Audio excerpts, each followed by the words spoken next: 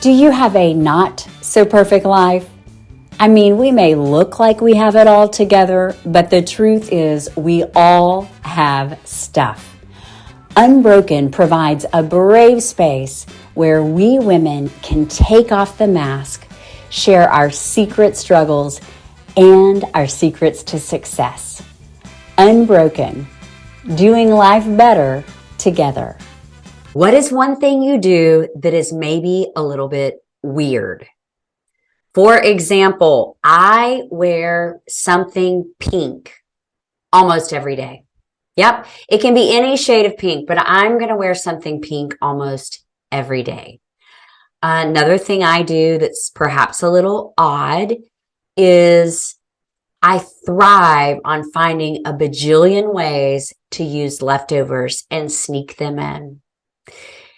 Why am I starting by asking what is something you do that's maybe a little bit weird? Because I dare say that some of us, myself included, we are afraid to be ourselves. Hi, I'm Janeé. I love me some Jesus. I am a wife and mom of 4. We are a blended family. I'm also career-wise, television producer, media strategist, brand builder, blah, blah, blah. I say blah, blah, blah when I'm talking about my professional accolades because to me, they're no longer a big deal. They're just what I do.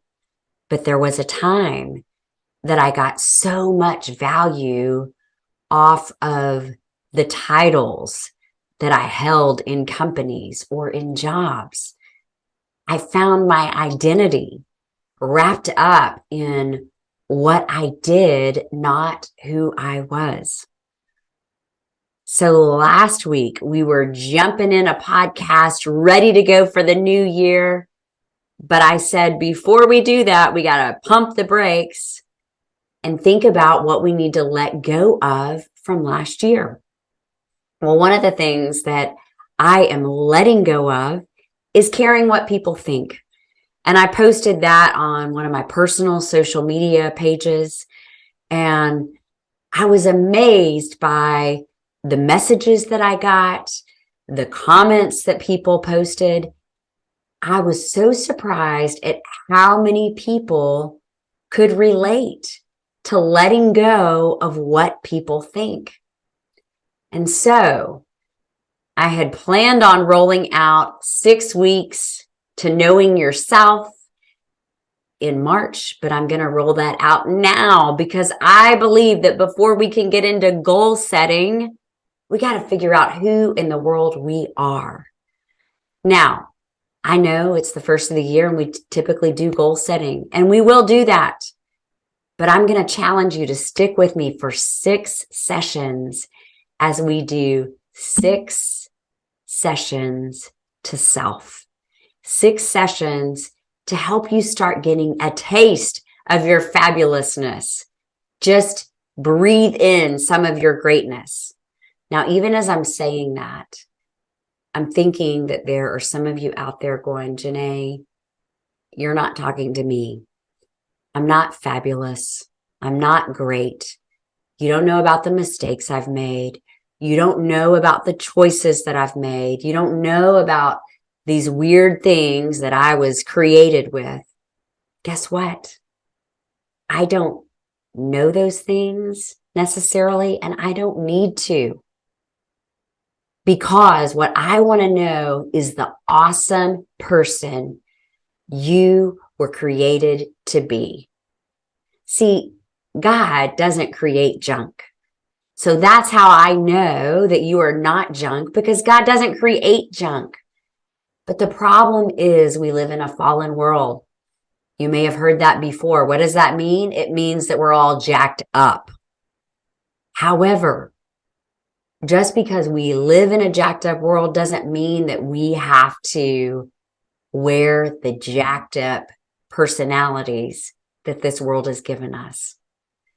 And so on this 6 weeks to self, I'm going to start with something fun. And that is, what are those things that are like breathing to you, but other people may find annoying. Let me give you some examples. Asking questions to other people about their lives, that is like breathing to me. I find it so fascinating to learn about other people. Yet I have had some people go, Janeé, do you ask questions all the time?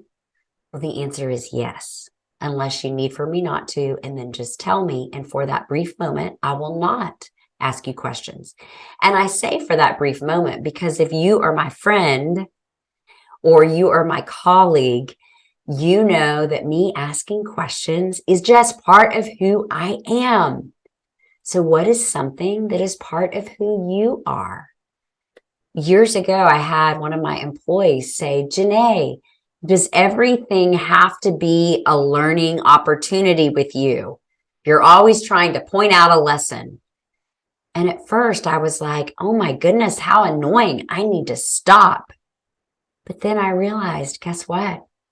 I am created to give motivation and inspiration and learning. And so while there are times that I just need to listen or be a friend, most of the time I'm going to be spurring you on because that's who God created me to be.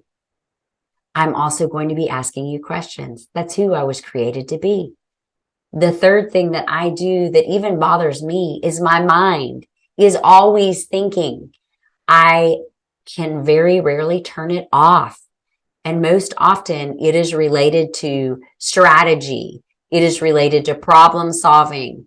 It's related to analogies. And I know that that really bothers some of you. And if you're listening to this right now and that bothers you, then stop listening to me because I'm not going to stop doing it. And the reason why is so often, gang, we don't know who we are because for so long we have listened to who the world told us we should be. When I was growing up, I have two fantastic parents. They believed in me. They loved me. They encouraged me. However, they are totally opposite from me. They are not extreme extroverts. They are not big personalities. They are not the infinite creative mind that you can't shut down. And so while they tried to encourage me, their encouragement looked very different than the kind of encouragement I needed. I wanted to be pushed. I wanted to have my creative energies funneled in a healthy way. And my parents tried to do that. But when it's so out of their comfort zone and wheelhouse, it's hard. And so some of me along the way tried to start numbing who I was. I tried to start finding ways to turn my brain off, unhealthy ways, by the way. I started trying to be someone that I wasn't because I wasn't comfortable in my skin. And I'm guessing that there have been times that you've done that too. As I look back on my life, I think about some of my most accomplished career moments.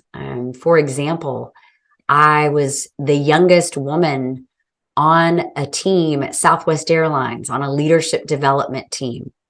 And instead of being proud of that, I tried to lie about my age. Now, mind you, I was in the human resources department, so that wasn't very successful.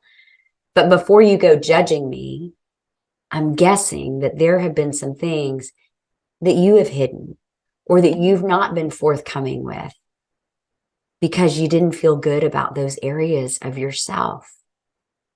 And what I'm going to challenge us with is that instead of trying our best to fit in, start owning those things that have made you to stand out. Because I'm guessing that those areas, those quirks, those areas that are not so great, those hard times that you've been through, that you're trying to cover up, perhaps some of those experiences, some of those gifts, some of those skills could be used to help others. But others can't be helped if they don't know that you can relate. Recently, I moved back to my hometown. And I don't know about many of you, but I grew up in a mid-sized town, about 100,000, 110,000 people. And growing up in a mid-sized town, I didn't feel like there were, when I was growing up in the 70s, I'm dating myself, I didn't feel like there were a whole lot of opportunities for creatives. There were lots of opportunities, at least from my perspective, for athletes and for those who fit the normal, what I thought was normal, kind of status quo activities. But for those of us who didn't have those interests, there weren't a whole lot of outlets. And so that made me feel like I was just a mistake because of some of the natural gifts and skills that I had. And I look back now and I think, what would my life look like if I had embraced my quirks, if I had loved my passions, if I had pursued them, regardless of what people thought of me? I might be Oprah. I'm just kidding, Oprah.